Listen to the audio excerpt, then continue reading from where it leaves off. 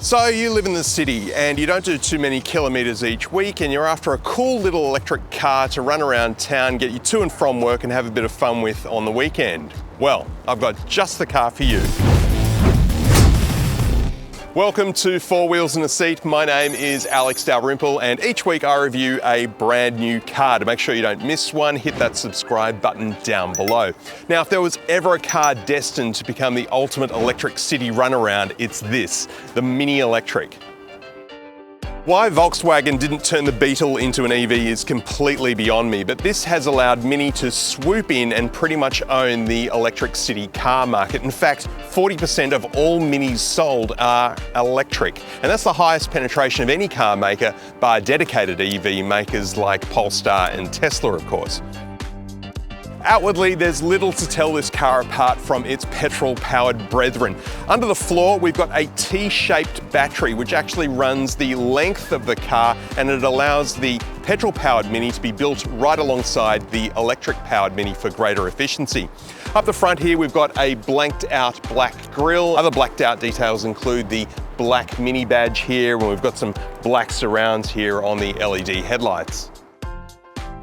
Classic Mini look on the side here. The only thing I don't love are these 17-inch wheels. Now, there's a number of different designs you can choose from. These particular ones mimic a UK-style PowerPoint. And look, I just don't really like cars that have to shout their EV credentials out to the rest of the world, but I do like the fluoro yellow surrounds here on the edge of the rim. I think they look pretty cool. We've got the Cooper S badge here on the side as well. And moving to the back here, a giant flap hiding the charging point. At the back here, we've got the classic Union Jack style tail lights. They're a favourite detail of mine, and some more blacked out details here with the badge and the Cooper S logo.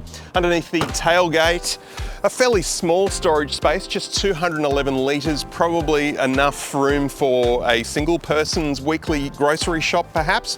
Lower the back seats, you get 731 litres of space. Underneath the floor, which I can't quite lift up at the moment, is some more room for your charging cables. As the electric and petrol-powered Minis share the same floor plan, we don't get a frunk here in the electric Mini because the motor is here, and all Mini hatches get the same electric motor, which produces 135 kilowatts of power and 270 Newton meters of torque. The battery, which is located under the floor, is good for around about 180 kilometers, so Mini claim, but I think in reality 155 kilometers is more realistic. And you can get to 80% charge at a high-speed charger in about 36 minutes. This Mini Electric is a mid-spec Mini Yours, which means it comes with a wider selection of colours, wheels. We've got a panoramic sunroof. We've also got these carbon fibre dash inserts here that look and feel really good. And everything is just so well made and so solid. Just listen to the sound the door makes when it closes. Oh, that is awesome. The round center console screen here is a hangover from the first generation Mini. It's a bit of a legacy thing, but I think it still looks really, really good, although the screen within it is pretty much a rectangle. It's a good system, although obviously based on the outgoing BMW software, which is still really good, although just stay away from the native navigation. It is really confusing to use. But there is wireless Apple CarPlay and Android Auto, and this sound system is awesome. It actually sounds like you're in a much bigger car than you are. Climate controls underneath that. The air conditioning is a little bit on the weak side, especially for such a small car. It does take a little while to cool down. And in fact, if you're driving around in Green Plus mode, climate control shuts down altogether to give you more battery power. I love these switches. They have a real sort of aircraft or helicopter feel to them. And listen to this noise. When you power the car up, it sounds like the DeLorean from Back to the Future turning on. Lower console here, a couple of cup holders. We've got some USB-C and USB-A outputs there, a gear shifter which is very BMW-esque and is pretty easy to use. These lower buttons down here on the console do feel a little bit cheap and plasticky. We've got a rotary dial here to control the screen if you'd rather use that than the touch screen. I, to be honest, barely ever touch it. The armrest here feels good, but it is also hiding your wireless phone charger, which I found completely by accident, but it's really pretty good the way it works. It just slides in there, holds your phone in really securely, and it starts charging straight away. The only problem is if you have an iPhone Max or anything bigger than that, it won't fit in there. But for me, it works just fine. Head-up display that pops up out of the dashboard and passes the polarized sunglasses test, which is always good. The instrument cluster is not fully digital, although it does look like that when you first glance at it. It's actually only a small digital screen here in the middle, and then we've got an analog dial showing you your power flow and the LED battery indicator here on the right-hand side. Why Mini and so many other car makers are putting analog dials into their instrument clusters, I don't know. You'd think they would just go fully digital for their cutting-edge electric cars. It wouldn't cost that much more to do, surely, but it is what it is. That instrument cluster is actually connected to the steering column here, which means that whenever you adjust the steering wheel, the instrument cluster moves with it, which for me being tall is a little bit annoying because I can't see the top of the screen. It's always blocked by the wheel. Not great design. The wheel itself though feels really good. It's a nice solid BMW feeling wheel with a couple of notches here for your thumbs. It has a great feel. Lots of stitching there, feels a bit premium, and we've got cruise controls and audio system controls here on the right hand side. The seats are very comfortable. They are leather buckets with heating but no electric adjustment, unfortunately, which at this price point does seem like a little bit of an omission. We've got a nice Union Jack perforation detail up here on the headrest, and the seating position is actually really good, even for somebody who's my height. I'm 190 centimeters. There's plenty of room for me. Head nowhere near the ceiling actually, which is good. Great visibility all around because of the nice big windows. It's a very comfortable place to be in the front seats.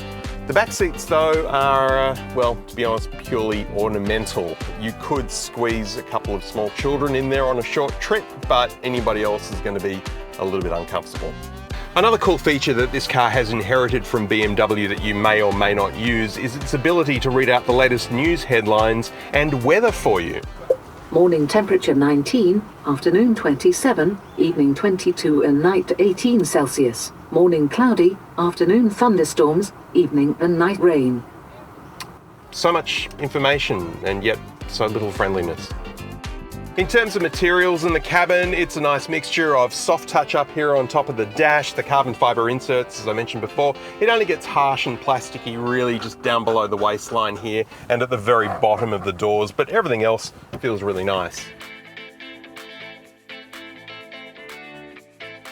The first thing you notice about getting into a Mini, any Mini, is just how tight the turning circle is and how doing a 3-point turn is a bit of a dream because you don't need very much room to do it in at all. So maneuverable. So my very good friend Jason Mini Lee, who helped me shoot the video today, is a bit of a Mini fanatic. He's owned 4 petrol-powered Minis and he had his first drive of the Mini Electric today, and he says that the driving experience isn't incredibly different. In fact, it's actually very similar, and he really commented on how much he liked the steering and how direct it is. And it is really good. This car goes wherever you point it very, very quickly. So it's nimble and agile and a lot of fun to drive. But it is firm. It's a firm rider and a little bit noisy too. There is a bit of road noise coming through into the cabin. So it's not the most refined ride, but as Jason commented to me, the other thing that is missing is the engine noise, and he found that to be quite an adjustment. There's really no noise at all in the cabin apart from a bit of road noise. It's not the quietest, most refined cabin you're going to find, but would you expect that from a Mini? Probably not. 0 to 100 in the Mini Electric Cooper S is however many seconds it says on the screen right now. I forgot to look it up before, but to give you some idea of how that feels, let's give it a go.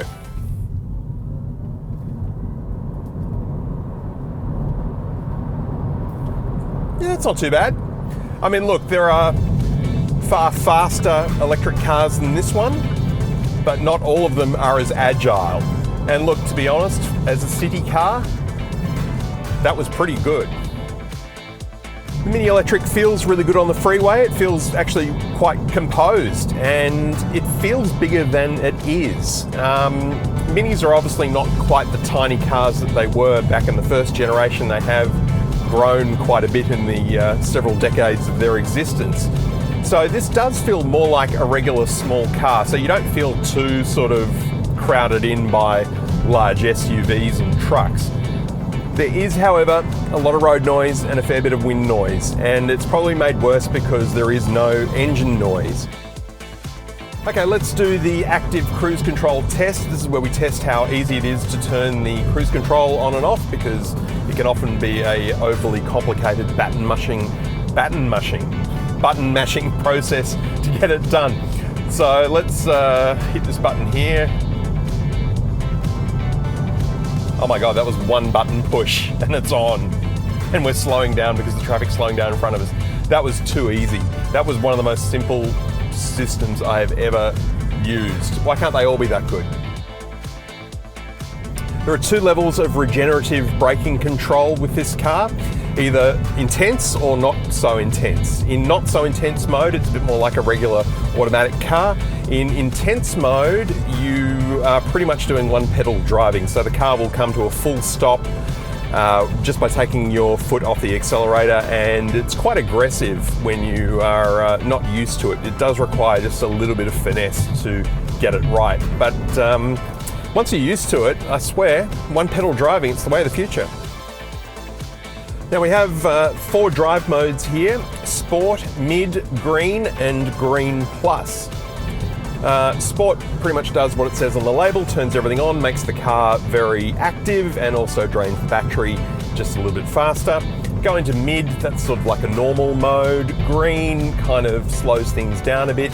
Green Plus pretty much turns everything off, including the climate control, so it does kind of get warm in here on a hot day quite quickly, especially with the panoramic sunroof.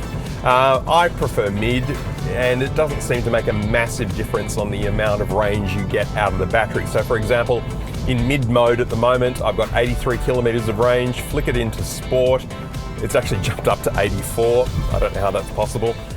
If I go to Green, it jumps up to 88, and Green Plus gets me 93. So it's really only making a difference of about 5 kilometers or so, depending on whatever drive mode you have it in. I like what Mini have done for lights around the center console screen here.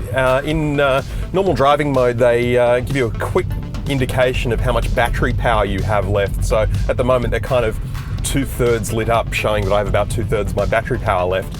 And that's in addition to the dial here on the instrument cluster. It's just a really good quick way to look at it. Also, when you adjust the air conditioning controls, they jump around depending on what level of air conditioning you have on. So again, just another nice little touch there. It doesn't really make any difference, but it looks good. Driving around corners and bends where the Mini really does its best work, because like all Minis, this has a kind of go-kart sort of feel to it, and in a very 21st century twist, this actually feels a bit like an electric go-kart.